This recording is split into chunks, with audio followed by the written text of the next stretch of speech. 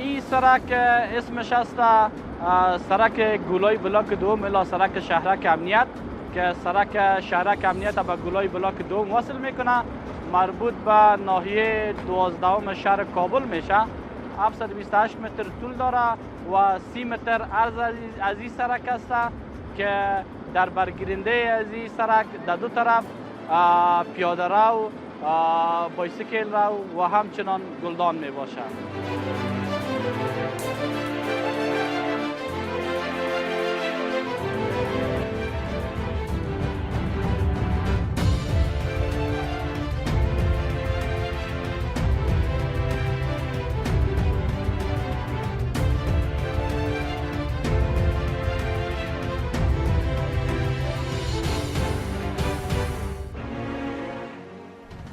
اعمار این سرک ما و امثال ما تمام شهروندان خیلی خوشحال هستیم که برادر همچه سرک جور شد. مسلما ساختن همچه سرک ها در تمام ابعاد زندگی انسان ها حتی در تمام کشور برادر روز به سزای داره و خواهش ما از همشهریای عزیزم است که در حفظ و مراقبت امی سرک، پیاده رو، حفظ مراقبت محیط زیست کوشا باشند که این از پول ملت ساخته شده، باید چهارسبایی از اون استفاده بهینه کنیم.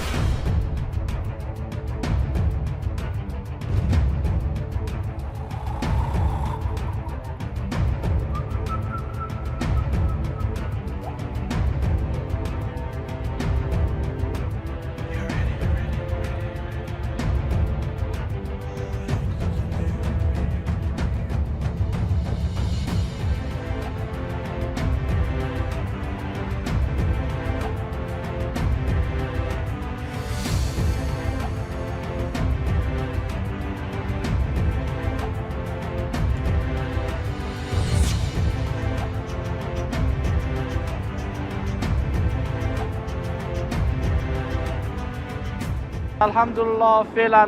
اداره محترم شاروالی کابل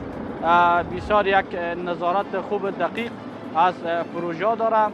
که آمریت نظارت از پروژه زیربنایی و آمریت تضمین کیفیت هر دو در پروژه سهیم می باشند که تحت ریاست تنظیم برنامه و پروژه را مراقبت می کنند، کیفیت مواد، سرعت کار در پروژه، همه موارد الحمدلله به طور خوبتر و احسنتر مطابق با مشخصات تکنیکی در پروژه شاروالی کابل به پیش میره.